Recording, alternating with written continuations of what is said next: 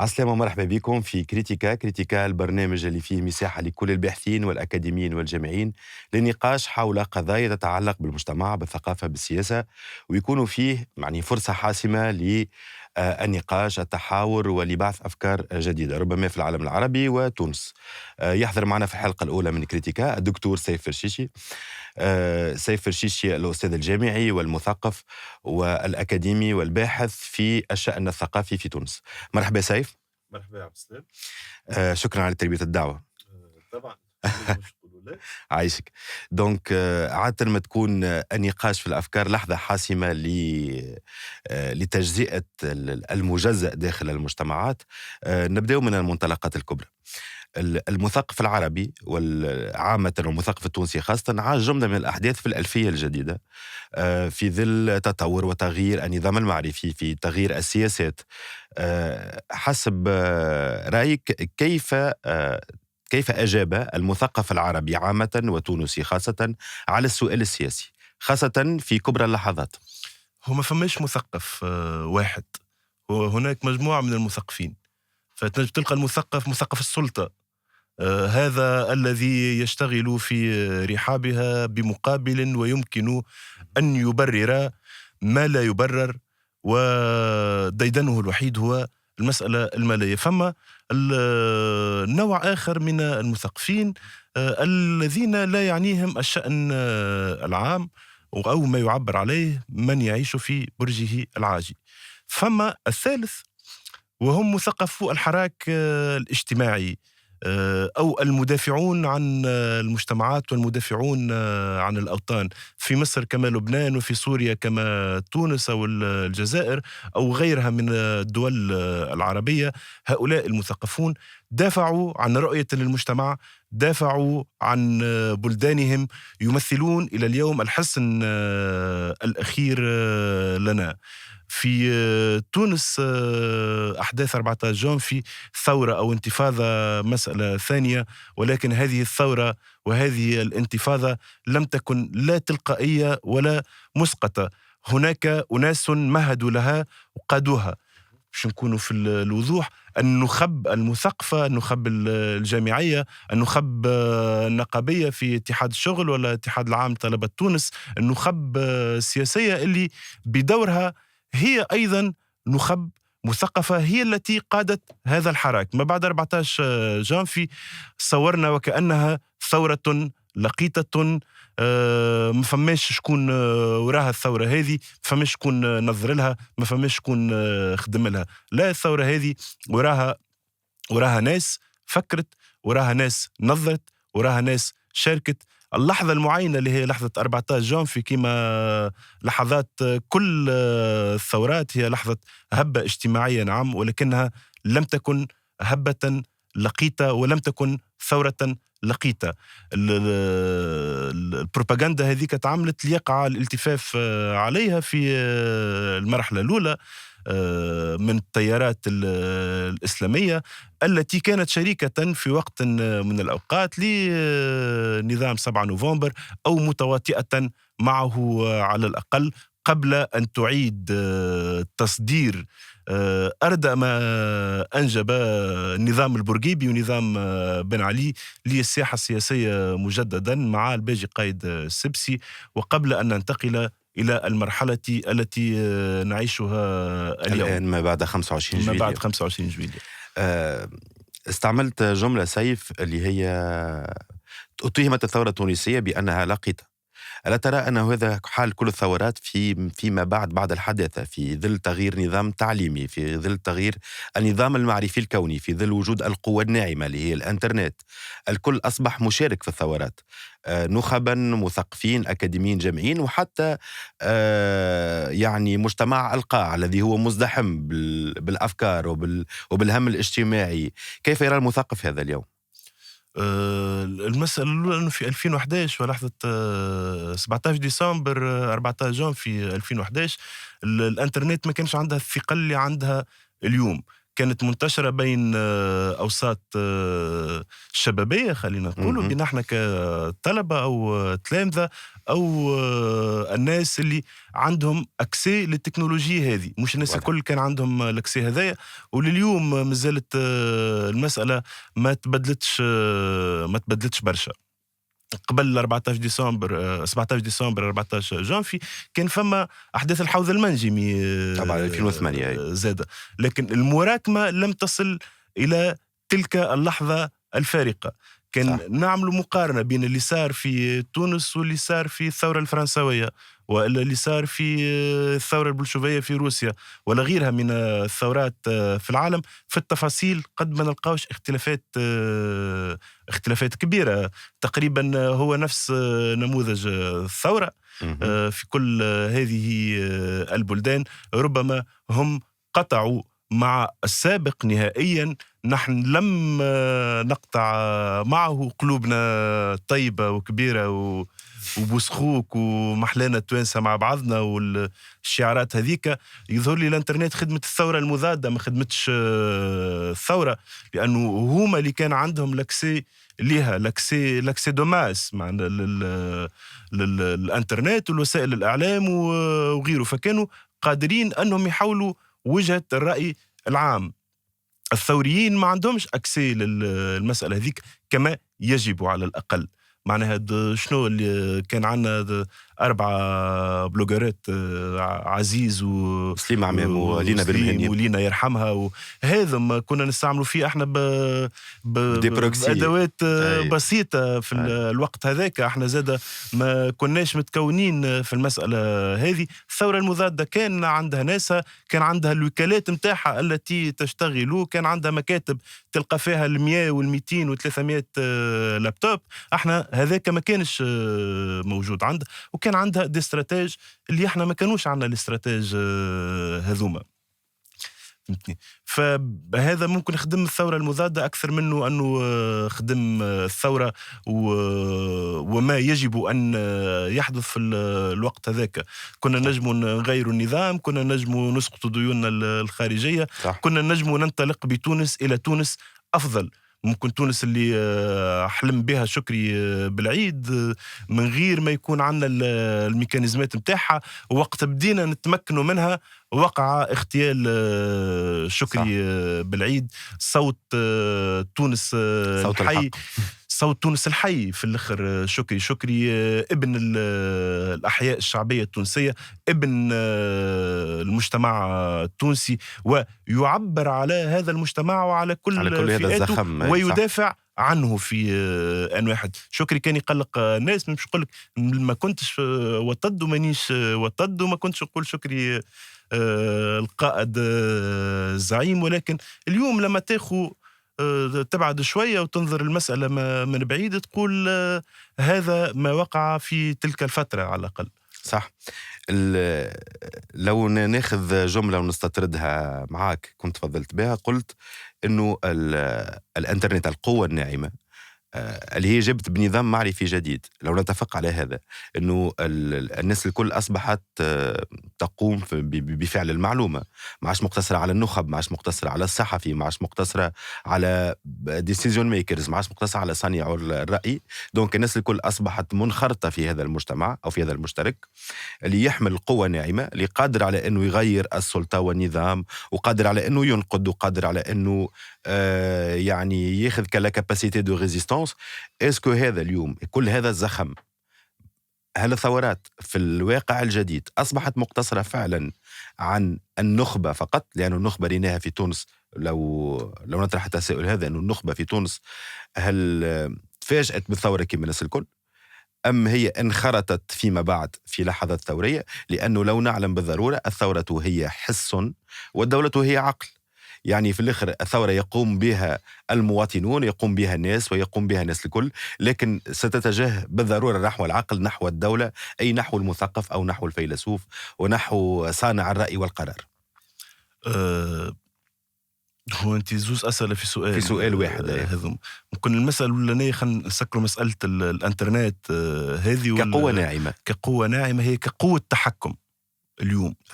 اللي قاعد يصير أنه قاعد مسألة التحكم في العقول اليوم تتم عبر الانترنت، ما عادش تتم صح. عبر وسائل الاعلام التقليديه. انتهت المساله هذيك. اليوم ولات عبر الانترنت، عبر لي بلاتفورم اللي موجودين اليوم، واللي هي غيرت نظام عالمي كامل.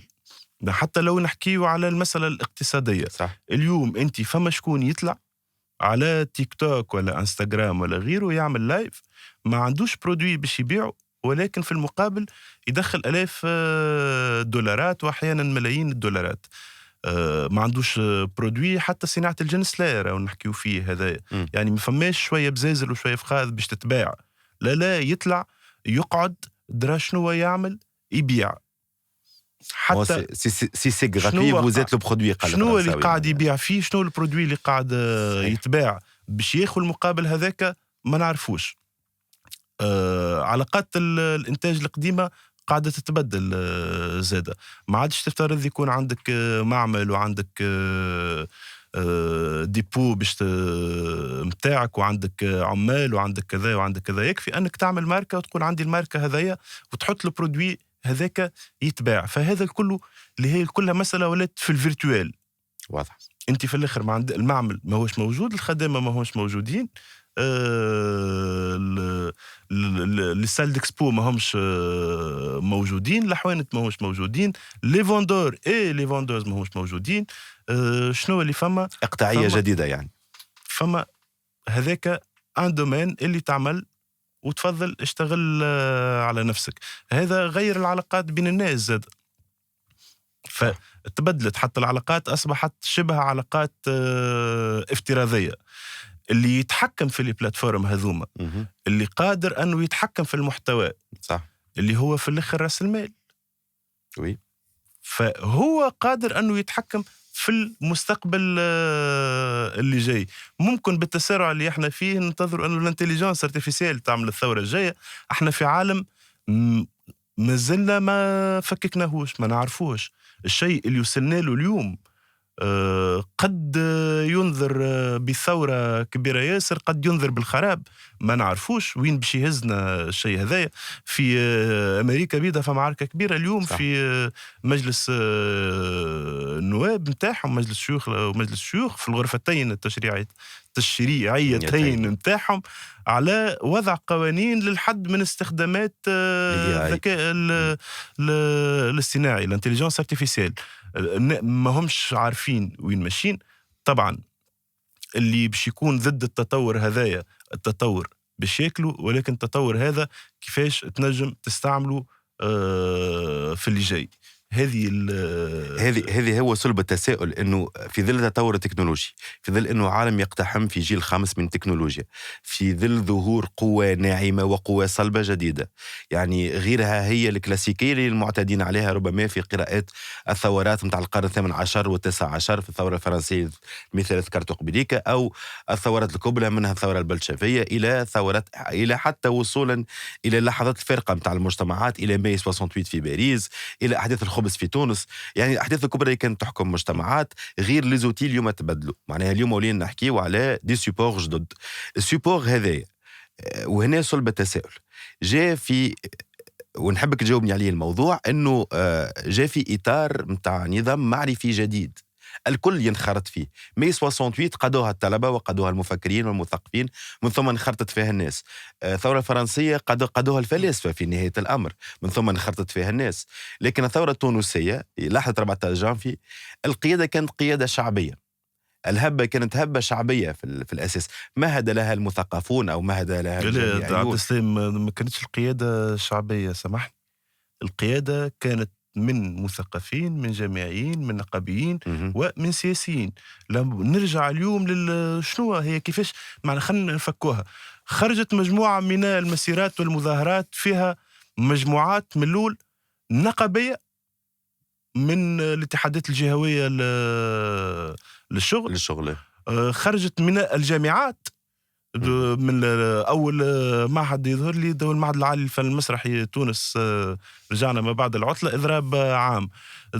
9 افريل ابن شرف، الكومبوس، جامعه رقاده، الجامعات التونسيه الكل خرجت مع بعضها تحت الاتحاد العام لطلبة تونس، اللي هو كان يعيش وقتها في وضعية تعيسة جدا وغير قادر أنه يعمل المؤتمر متاعه نتيجة لتضييق السلطة في الوقت هذاك. ولكن هذو من الناس اللي كانوا في الصفوف الأولانية. الجموع الشعبية كانت تاخذ رولا في الليل وتعرف المسألة هذيك كيفاش تم وشنو اللي صار في الوقت هذاك، إلى حد اللحظة اللي اجتمعت فيها النخب السياسية والنخب المثقفة في تونس مع الجموع والجماهير الشعبية، إلى حدود أنه ولا فما دم. سامحني، هنا ترى أنه المثقفون استولوا على مفهوم الثورة التي كانت في الأصل في بداياتها الأولى، معناها كانت من سيدي بوزيد، كانت من شخص غير مثقف، من بائع متجول. ربما تلك الشرارة التي انطلقنا منها في اللحظات الثورية مع الاحتقان الشعبي، كما ذكرنا أنه فما كمول من 2008 إلى حدود 2000 إلى ديسمبر 2010. من أول الألفينات بدأت بالضبط المسألة هذه. 2008 كانت ذروتها، ولكن وقع القضاء على انتفاضة الحوض المنجمي بعسكرة قفصة وما جاورها. في 2011 ما فماش قفصة فقط، فما قفصة وفما القصرين وفما سيدي بوزيد وفما بنزرت وفما تطاوين وفما تونس كاملة. صح. المسيرة صفاقس 13 جانفي نعم ما هيش هبة مواطنية عادية. نحكيه على أكثر من 50,000 شخص تحت قيادة الاتحاد الجهوي للشغل بصفاقس، اللي هو واحد من أكبر الاتحادات الجهوية للشغل في تونس. مش نقولش أكبر اتحاد جهوي للشغل في تونس، الاتحاد الجهوي للشغل في صفاقس، وهو اللي قاد المظاهرة هذيك. 14 جون في المظاهرة خرجت من بطحة محمد علي، المقر رئيس الاتحاد العام التونسي للشغل. حتى لو المركزية النقابية كانت متخاذلة، خلينا التاريخ هو المركزية النقابية كانت متخاذلة. القواعد النقابية هي التي قادت هذه التحركات. صح. الاتحادات الجهوية هي التي فتحت أبوابها للتحركات هذه، والنقابيين في تونس الكبرى على الأقل هم اللي فرضوا على المركزية وفرضوا على الداخلية، وساعدت المسألة هذيك بن علي أنه الناس تكون محصورة في بطحة محمد علي ما تتفرقش. ولكن في وقت من الأوقات البطحة كانت غير قادرة على استيعاب الآلاف من الناس اللي ما همش نقابيين فقط، هم ما همش ولا اتحاد الطلبة فقط، هم طلبة عاديين وهم عمال عاديين وهم موظفين عاديين وهم مواطنين في نهاية الأمر، وهم مواطنين وهم أساتذة وهم الناس اللي تخدم في السوق، الحرفيين العاديين والباعة العاديين. هذم الكل كانوا موجودين، كل فئات المجتمع كانت موجودة. شكون اللي حل الباب؟ هي البطحة اللي خليت أنه الإمكانية هذيك تكون موجودة. كما أول الناس اللي افتكوا ساحة ميدان التحرير في مصر. ما تخيلش أنه مواطن عادي خايف من الشويش اللي متعدي في الشارع شنو ينجم يعمله باش يقرر أنه باش يمشي يعتصم في ميدان التحرير. فما ناس هي اللي دزت المسألة هذيك ملول، فما نخبة هي اللي كانت في الصف الأول. من بعد النخبة هذيك أنت تجيش عليها الإعلام، أنت تجيش عليها وسائل التواصل الاجتماعي، أنت تتهمها بالكفر أو تتهمها بالعمالة. معناها في 2010 كانت الناس هذه كنا عملاء للأجنبي، بعد ثم أصبحنا كفاراً، ثم بقدرة قادر عدنا مؤمنين وأصبحنا عملاء الأجنبي مرة أخرى. هذه التهم اللي قاعدة تتصدر في كل مرة. كل مرحلة عندها التكيات متاعها اللي حاضرين باش يتحطوا، ولكن واهم من يعتقد أنه قادر يقف أمام حركة التاريخ. بالضبط. فمونيك سردية تاريخية، ولو كنت لو نحلل الفكرة بالمنطق الماركسي في جدليات التحليل الكبرى، ونسأل سؤال في ظل هذا: ماذا أعطى المثقف التونسي إلى الثورة من معنى؟ أنا أعتبر نفسي متابع كباحث ومتابع ريت نص واحد مؤسس تقريبا، ريت زوز بركة حكاوا في الموضوع، ريت إدغار مورا وريت فتحي المسكيني فقط، من خاضوا في صراع الثورة التونسية، في طقوسها، في نواميسها، في جدلياتها، في تركيبتها، ربما في تركيبتها الهجينة اللي نحن على وضعنا هذا اليوم. لذلك ننتظر دائما تلك اللحظات الحاسمة من عند الناس، 14 جانفي، 25 جويلية، وما زلنا نبحث عن مسارنا. هذا السؤال الأخير في الثورة ونختم. كان هو لولا المثقفين مهم. لا حدث ما حدث في دول أخرى. رنا الدم للركب ساعة بطريقة مباشرة أو غير مباشرة. المثقفون هم الذين حموا هذا المجتمع من الاقتتال الساعة. التحسين كيف كان؟ التحسين هو تحسين معرفي وتحسين ثقافي، راهو بطرق مختلفة وكل من مجاله. لو توضح لنا تقول لي باش نوضح لك أكثر. كي تقول لي ما فماش شكون خاض في مسألة الثورة، فما عشرات ومئات الكتب التي كتبت في هذا المجال، معناها العديد. فما العديد من كي نمشيو للفن مثلا، العديد من المسرحيات والمسرحيين اللي كانوا مرافقين للثورة من أولها إلى حين أن قبرت إلى اليوم، ما زالوا يدعون إلى الثورة ويدعون إلى مواصلتها الثورة كمسار كامل. معناها اليوم كي تحكي على 2011 ما تنجمش ما تتذكرش فني رغما عني صحيح. مثلا، ما تنجمش ما تتذكرش المهرجين المواطنين، ما تنجمش ما تتذكرش في مرحلة لاحقة الجامعة الشعبية بالاختلافات في التقييم ومدى نجاحها وكذا.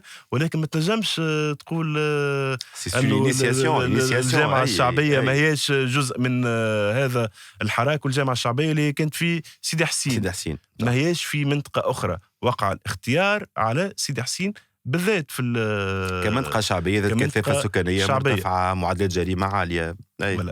اليوم الإشكال أنك أنت تحارب منظومة كاملة، مش منظومة نحكي منظومة سياسية، منظومة عالمية كاملة. باش نتعداو المسألة أخرى الجامعة وغيره.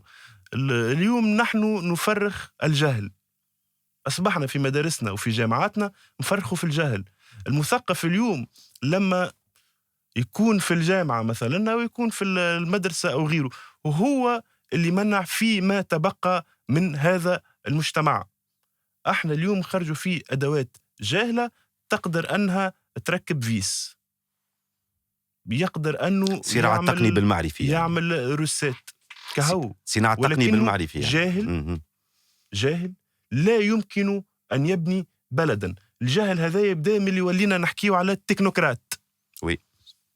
أصبحنا نفرخ مجموعة من التكنوقراط، حطيناهم على رأس الدولة في الوزارات وفي الإدارات العامة وفي غيره، وحطيناهم في الجامعات زادة، لأنه اليوم أصبحنا ننتج مجموعة من التكنوقراط في الجامعات وفي المؤسسات التربوية. أستاذ تكنوقراط وأستاذ جامعي تكنوقراط وأستاذ تعليم ثانوي تكنوقراط ومعلم تكنوقراط. هذا اللي قاعد يصير اليوم. احنا قاعدين نخرجوا في مجموعة من الآلات.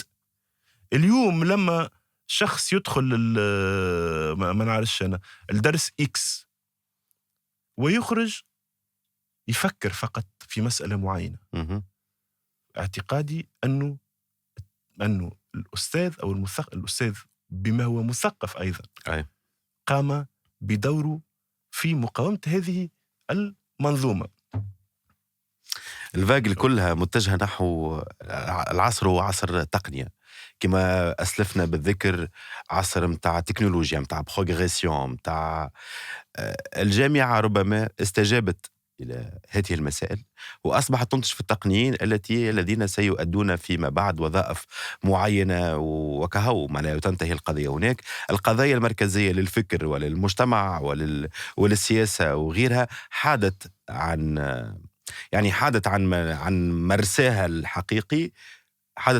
الحقيقي، من ثم قام المثقفون أيضا بالتماهي ربما مع ظرفية التقنيين، لأنه المثقف تساعده أنه يقعد يعمل في برجه العاجي كما أسلفت أنت بالذكر ويغزر المجتمع من فوق، يعمل فك الفيدوازو دونك يعرف يغزو المجتمع من فوق، عارف مساراته وتوجهاته، وعجبته الوضعية التقنية للمجتمع هذيك. المجتمع الكل ماشي نحو التقنية، نحو التسطيح، نحو ونعرف انه التسطيح هذا لا يبني دولة ولا يبني فكرة ولا يبني. لو نوسعوا هذه الفكرة أكثر.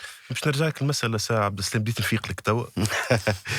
ومن بعد نتعدى لمسألة الجامعة باش نسكروا اللي تعدى. لولا صغير ولاد أحمد، ولولا السعيداني منير، ولولا التريكي، ولولا ما نعرفش العديد من الأسماء اللي مفكرين وفنانين توانسة كانوا موجودين، لولا الجعايبي، لولا رجاء بن عمار يرحمها، لولا عز الدين قنون يرحمه، لولا توفيق الجبالي وزينب فرحات يرحمها زادة، لولا الفضاءات الفكر الحر خلينا نقولوا، التياترو، مسرح الحمراء، مدار كرتاج، مسار باب العسل وغيره من الفضاءات الأخرى، ما كناش نوصلوا للثورة وما كناش نوصلوا للوضعية اللي احنا فيها اليوم. الناس هذم عندهم حق علينا، ما كناش باش نعديوها بصوفيا صادق ولطيفة العرفاوي، ما كناش باش نعديوها بشعراء البلاد وحبيبتي سخفونا ولا حلزونا ولا مسألة من ذلك النوع.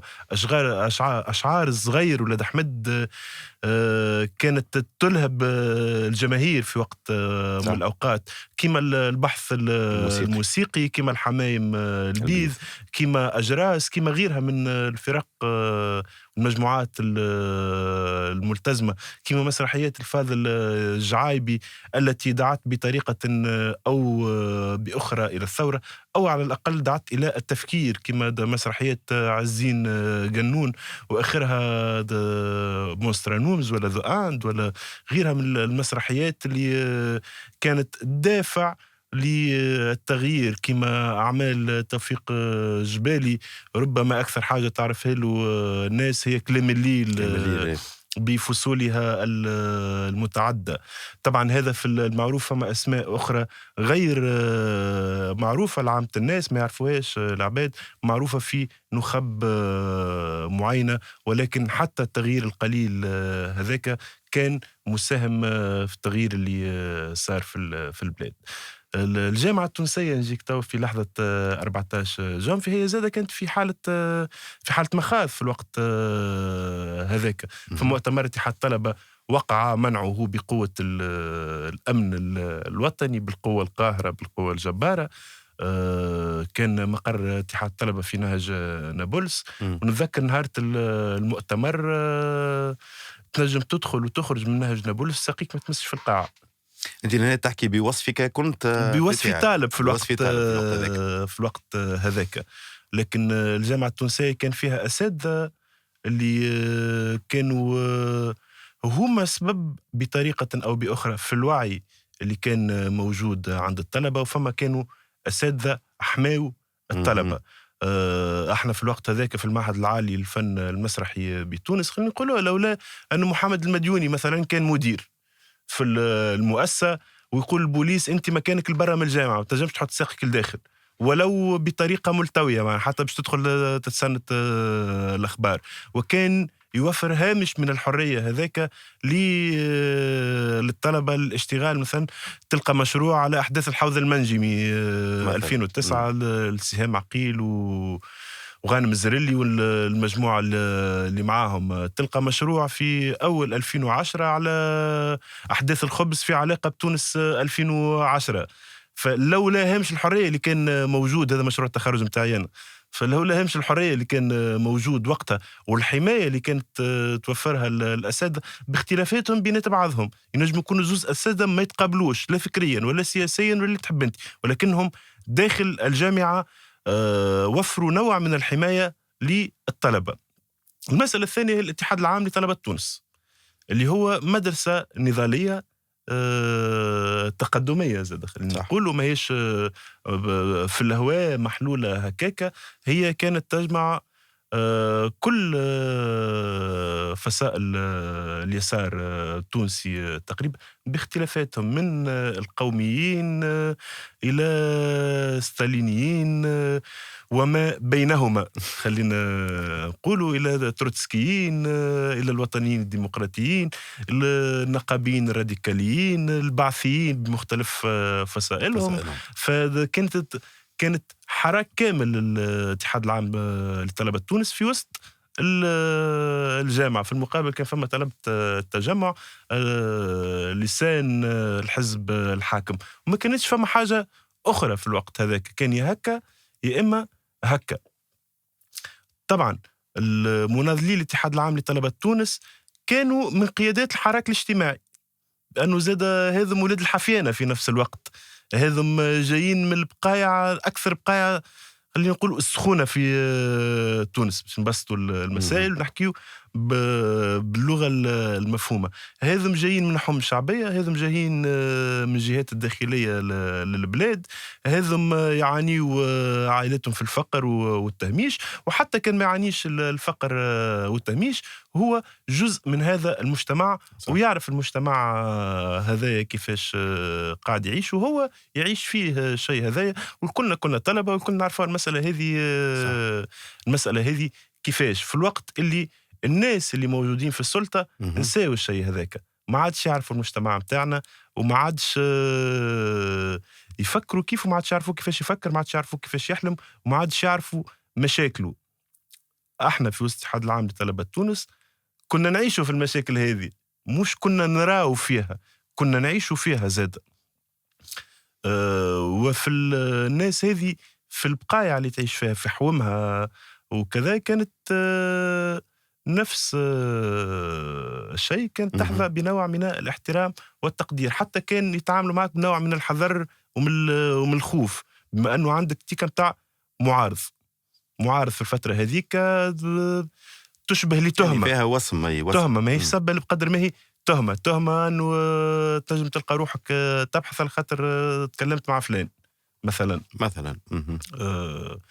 فما بالك تقعد معاه وتحدث معاه وتسحب معاه والمسألة هذيك الكل. الاتحاد العام لطلبة تونس كان جزء من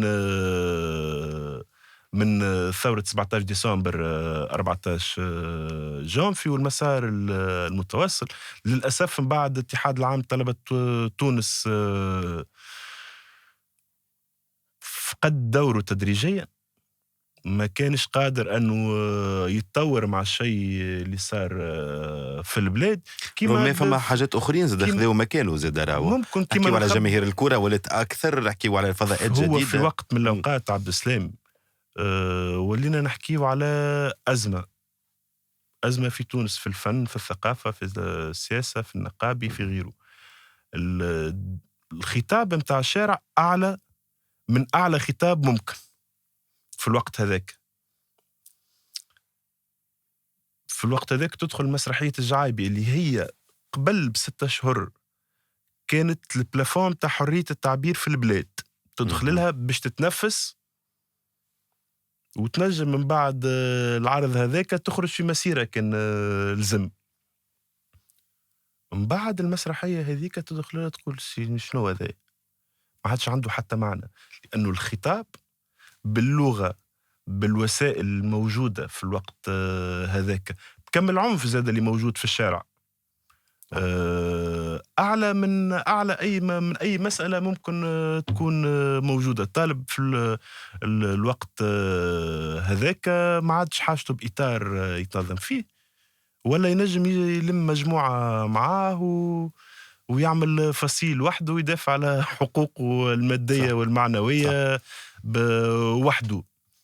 بالبانديديزم الموجود في الوقت هذاك زاد معناه ما هيش توا بدأت ترجع المسألة، لأنه بدأت تركح الأمور، بدأت تتصفى، بدأت كل حاجة تاخو بقعتها، السلطة سلطة والمعارضة معارضة، والشعب المفقر شعب المفقر، وعموم الطلبة هم بيدهم. في نفس الوقت ضيعنا على رواحنا فرصة لتطوير الجامعة التونسية في الوقت هذاك، فرصة ممكن زادة لغبائنا أو لتشددنا أو لمسألة أخرى. وقت بدأ أول جامعة يتعمل في الكليات التونسية. قلنا ستقع أسلمت الجامعة التونسية، ما نعرفش كيفاش تقالت، ليزلاميزاسيون. مش في معنى أسلمت، مش في معنى الأسلم، ربما أخونت الجامعة التونسية. في الوقت هذاك كانت فرصة أنه نبنيو حياة جامعية حقيقية. شنو معناه؟ التي تتمثل في التي تتمثل في الجامع وفي البار وفي الفوية وفي المكتبة وفي الريستوران وفي التيران متاع الفوت وكل ما تستحق الحياة العادية داخل الجامعة.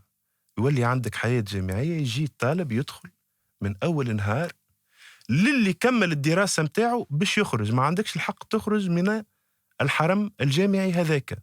انت جاي باش تعيش مدة 6 أشهر أو 7 أشهر أو 8 أشهر أو 9 أشهر في البقعة هذه، باش تاكل وتشرب وتشتح وتصلي وتسكر وتصوحب وتقرأ أهم حاجة وتبحث وتدخل المكتبة وتدخل الكور هذايا في المدة هذيك. هذا واجبك كطالب وهذه وضعيتك كطالب.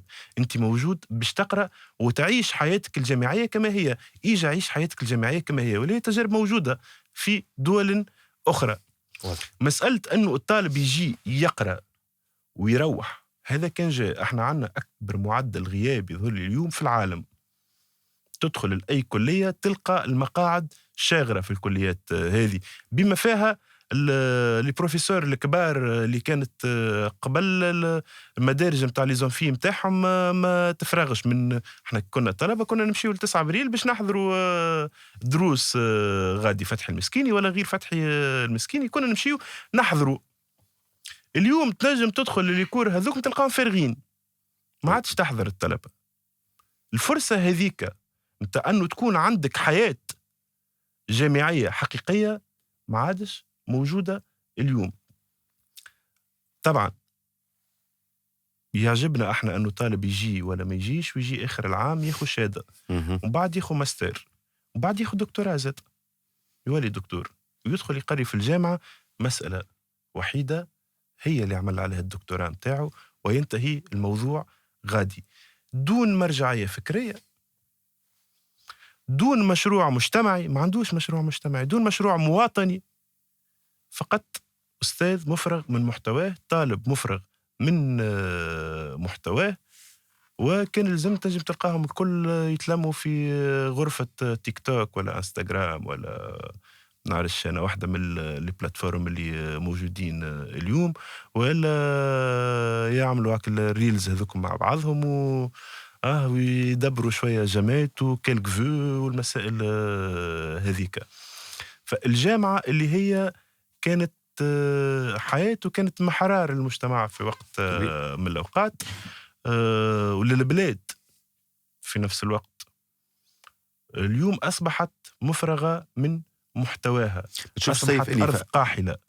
كيف البلاد راهو نحكيو فيه عبد السلام. هذه الدولة كما برشا دول أخرى أصبحت دون هوية ودون قيم. كل دولة في بنائها، ما ناخذوا احنا الدول ناخذوا من قرطاج واحنا جايين، كانت دائما فما هوية وفما مجموعة صح. من القيم.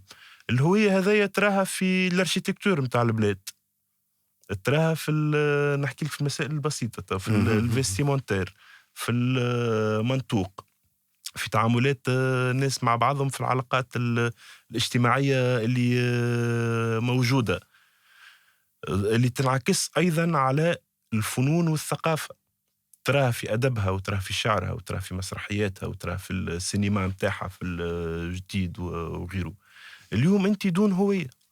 اليوم لو ناخذوا 10 أفلام أمريكان وناخذوا 10 أفلام توانسة، من 10 أفلام أمريكان قادر أنك تحل المجتمع الأمريكي، من 10 أفلام توانسة باش تلقى روحك تدور في 10 مجتمعات.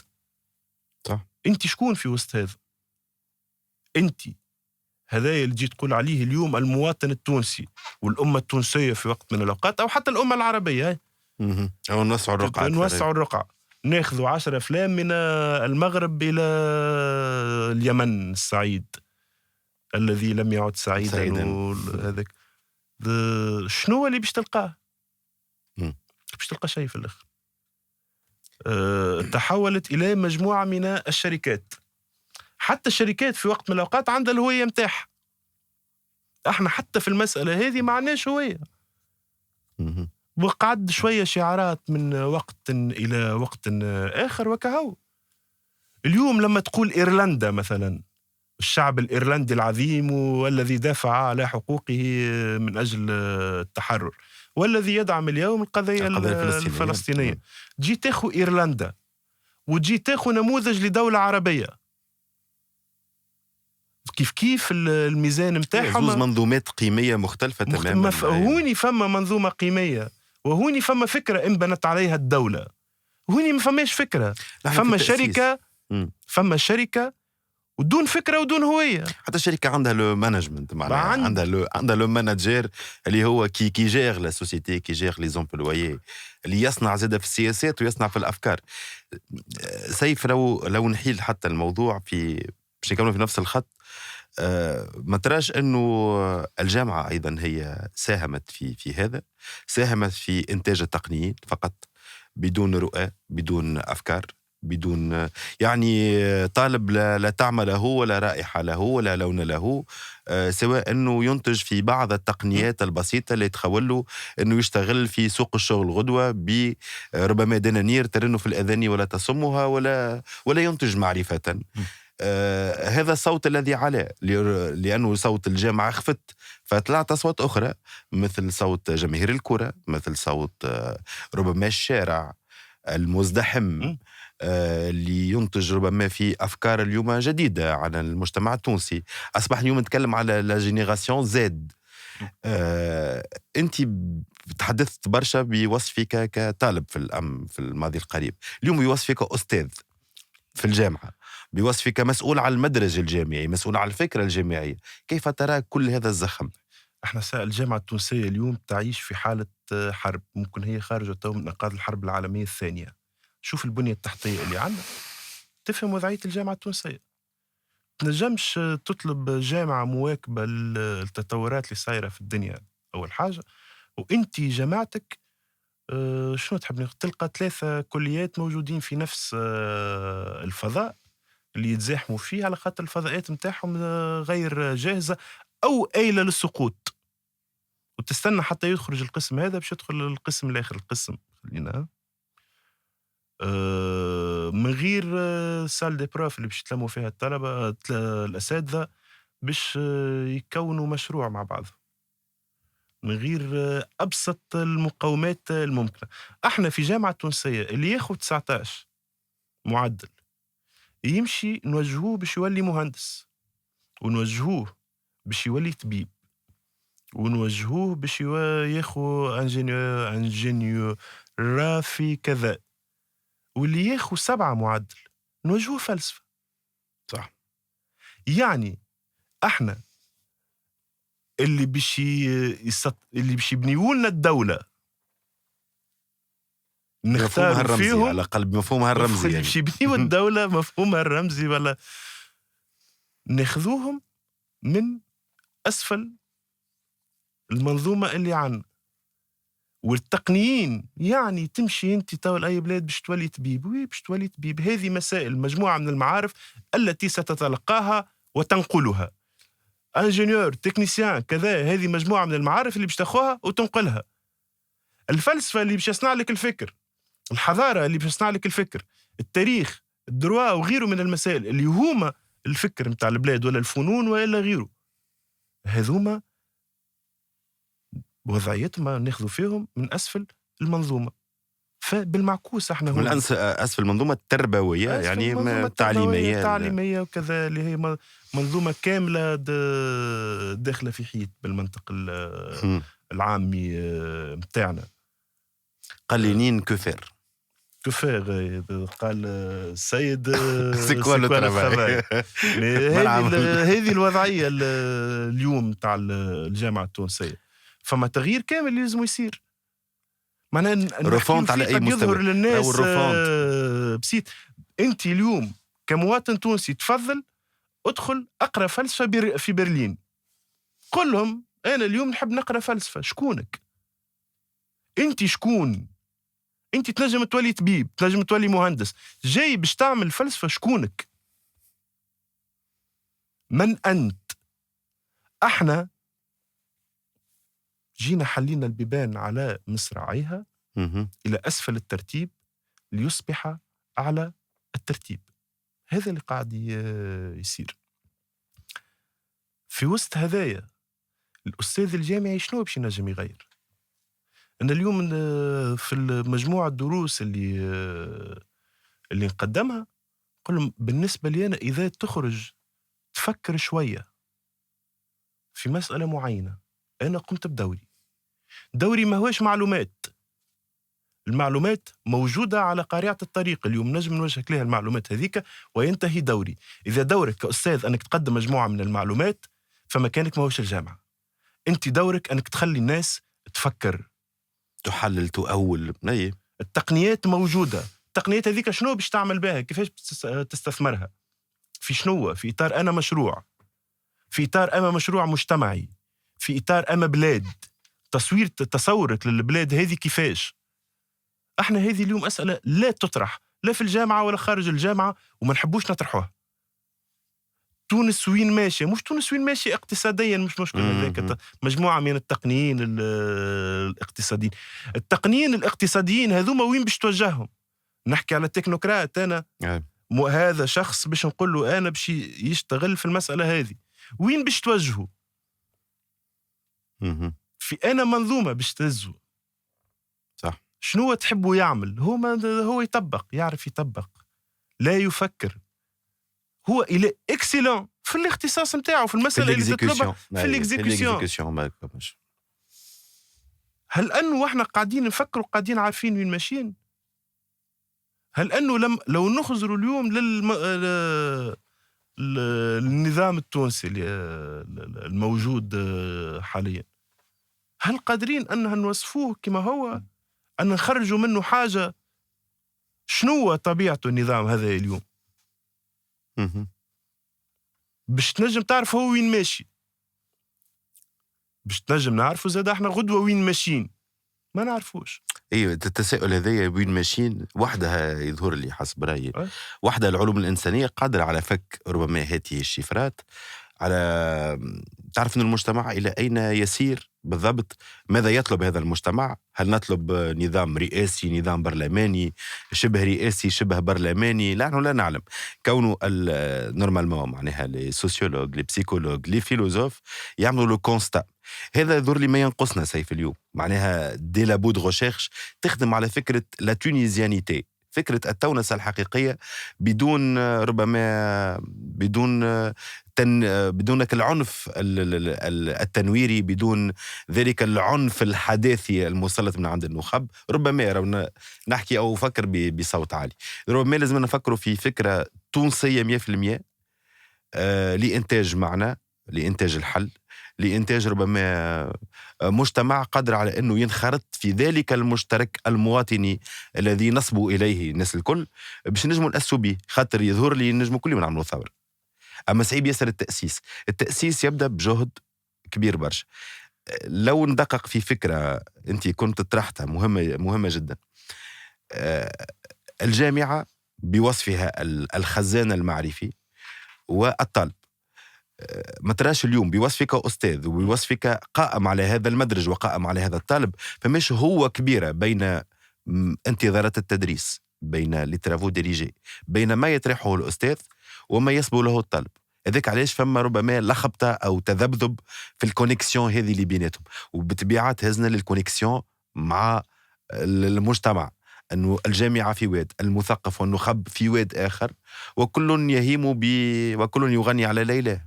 ما فماش إشكال بين الطالب والأستاذ بقدر ما الإشكال في المنظومة الكل. عبد السلام معناها فوقي بطريقة أو بأخرى. الأستاذ في العموم تحول هو أيضا إلى مجرد تقني، مرهون باليومي، مرهون بالاجتماعي، ومرهون بغيره. فبالنسبة لي يدخل يقدم الدرس متاعه ويذهب إلى حال سبيله باش يخمم في الماء وفي الضوء وفي كريم تاع الدار وفي كذا وفي كذا إذا الوضعية طبيعية نشوف فيها تو معناها. بأدنى مجهود الوضعية طبيعية. بحثي. والطالب يستنى في عدد معين، علاقته بالجامعة هي عدد وشهادة، على أساس أنه سيرتقي في السلم الاجتماعي. والمسألة هذيك أصبحت أيضا لا تعنيه، لأنه مسألة الارتقاء في السلم الاجتماعي ما عادش مربوطة بالشهادة ذات. في وقت من الأوقات الكونترا توا لي بلاتفورم اللي موجودين جدد هذوما ومسائل أخرى. فالمنظومة كلها خاربة كما نقولوا احنا. وكي تحب تصلح من جهة، الأساتذة الذين يريدون الإصلاح ولا التغيير قلة في الجامعة التونسية، قلة وما تنجمش تلوم زادة. معناها تقول هذاك اللي تعدى المجموعة قاعدين يعديوا فيه المجموعة أخرى، وهذيك الوضعية متاعنا اليوم. كنتي تحب تغير وتلقى ما عندكش الإمكانيات متاع التغيير هذا، تلقى روحك وحدك زادة بعد عام بعد 2 بعد 3 بعد 4. الغالبية الوضع العادي أنهم باش يرخون. نقول لك الكلام هذا مازال داخل جديد للجامعة، فمازال فما نوع من الحماس، لكن نوع الحماس هذا قداش باش يصمد مع البيروقراطية الإدارية، قداش باش يصمد مع الإمكانيات اللي ما هيش موجودة، قداش باش يصمد مع جيوش التلامذة اللي قاعدين يدخلوا للجامعة وهو غير قادر أنه يكتب جملة صحيحة، وهو ما يسمعش. خلينا من الجملة الصحيحة وخلينا من المعرفة وخلينا من كل شيء. احنا اليوم نتعاملوا مع أجيال ما تفرج في السينما، ما تفرج في المسرح، ما تسمعش موسيقى، ما تقراش أدب. كيفاش باش تتعامل معاه الجيل هذايا؟ ربما عنده كلتور أخرى اللي هو ينتمي لها، ربما ما راش الكلتور هذيك. هو يعدي مع نتعاملوا اليوم مع أجيال للأسف تعدي 10 سوايع مع الإكرام تاع التليفون بين البلاتفورم هذوما، بين فيسبوك وماسنجر. ثقافة الريلز معناها ثقافة إنه يمن بضحى العريبي ويمن مريم ما نعرفش شنو، ربما خاطر ما طرحتش عليه ثقافة أخرى زاد، ربما طرحت ثقافة أخرى، ولكن الثقافة الأخرى متعبة زاد ومجهدة زاد. احنا اليوم نعانيو في اكيمولاسيون، الاكيمولاسيون اللي صارت من قبل 2011 هي، ولكن تعمقت مع مجموعة التلفازات الخاصة اللي خرجت في وقت من الأوقات واللي هي مجرمة في حق البلاد هذه. مجموعة مسلسلات دمرت أجيال وراء أجيال، مجموعة برامج دمرت أجيال وراء أجيال، بصدرونا التفاهة على مدى أكثر من عقد من الزمن، على أساس أنه هذاك النموذج الناجح، هذاك الناجح اللي يبعث اس ام اس يربح كرهبة ودار، يربح اس ام اس يربح كرهبة ودار وكي تعمل المسائل متاعك هذيك قادر انك تربح مليار، وقادر انك تصبح نجم تلفزيوني ونجم اعلامي وتصدر على انك مثقف وعلى انك فنان المعي وعلى اساس انك مؤثر. شنو ما المؤثرين اللي عنا في تونس؟ ونحكيو على المؤثرين، شنو هو المؤثرين اللي عنا وما هو تأثيرهم الحقيقي؟ يعني هي صح. يعني قبل ما كان يحدث في خمارات الصف العاشر، أصبح اليوم يصدر على أنه هذاك ما يجب أن يكونوا هم اللي ولاو يصنعوا في الرأي العام اليوم. كما قال السيد ذاك المرة، احنا كمثقفين، وهو يمثل الرداءة في البلاد هذه، ولكن يجرأ ويقول احنا كمثقفين. كما السيد الاخر زميلنا وائل الدحدوح، انت تعرف من الدحدوح كان الدحديح، كانش تقول الواحد في المسائل البدور اللي قاعد يصدر فيها للناس. احنا اليوم صدرنا الفضايح على اساس انها اعلام، وعلى اساس انها ثقافة، وعلى اساس انها صناعة للرأي العام متاعنا. هذا المنظومة كاملة يلزمها تتبدل. ذكرت سيف صناعة النجوم الجدد أو المؤثرين هذوما اللي قاعدين اللي سطحونا ثقافة الريلز معناها. كونه الشاب التونسي اليوم أصبح مهمش يدخل التيك توك، ريلز على البسيكولوجي، ريلز على التاريخ، وبعد ريلز على الفويوريزم، وبعد ريلز على كذا. صناعة اللماس إلى مانيبيولاسيون تاعي ظاهرة ذولي مش جديدة، لو تتفق معي ظاهرة منذ فجر الإنسان الأول، منذ أن خلق آدم وحواء إلى حد هذه اللحظة قاعد تمارس علينا في أشكال كبيرة متاع مانيبيولاسيون. جوست لي سيبور بركة يتبدلوا، مي سينون الفلسفة هي واحدة، هي لإلهاء الشعوب ولي يعني تغيير الرأي العام أو توجيه الرأي العام. اليوم لو في تونس لو نقف أمام مرآة أنفسنا حقيقة، كيف نصنع رأي عام مع وجود وعي عام؟ وكيف سيسمى هذا المثقف اللي نتكلموا عليه ولا احنا ندوروا أو نطوف حول فلكه لتغيير المجتمع من الكونستا، من انه يعمل هو لو بيلان والسياسي يعمل لانسومبل دي ديسيزيون، حزمة القرارات المتأتية تباعا من الكونستا اللي عملوا المثقف. كيفاش اليوم نخلقوا ربما وعي عام جديد في هذا المجتمع، لأنه في هذا الشاب في هذا المواطن اللي ينخرط في مشترك مواطني مؤسسي، ربما لنؤسس تونس المتطورة الذكية اللي نحلموا بها الناس الكل، تونس المتعدة والمتلونة كما ذكرت أنت مثال شكري بالعيدة اللي هو المثال الحي لصوت العقل التونسي. أنا عندي سؤال في هذا. هل أنه الشعب التونسي وقت طرحت عليه مجلة الأحوال الشخصية كان موافق عليها؟ لا. هذه مسألة سياسية قررت في ذلك الوقت، المجتمع يتبع المسائل هذه، لا يستفتى فيها المجتمع، ما هيش مسائل مطروحة، ما هيش مسائل تدخل في خانة الديمقراطية. المسائل هذه هي قرارات يجب اتخاذها. هل أنه وقت بورقيبة منع الفن الهابط سوا ديزون من الإذاعة والتلفزة شاور المجتمع في الوقت هذاك؟ لا. في وسط هذايا أنت كدولة يلزم يكون عندك توجه متاعك اللي واضح. ترشح هذا عنف زاد، وهذا نوع من شكل من أشكال العنف الفوقي اللي أدى في بعد إلى انفجار. تطوير المجتمعات في الذائقة ما تبناش بالبوس. تطوير المجتمعات ما تبناش بالبوس. اليوم كان نعملوا احنا استفتاء وطني، شنو ما الاختصاصات التي يجب أن تدرس في الجامعة؟ العلوم الإنسانية كل باش تفسخ. صح. هذه أول صحيح. مسألة. صحيح.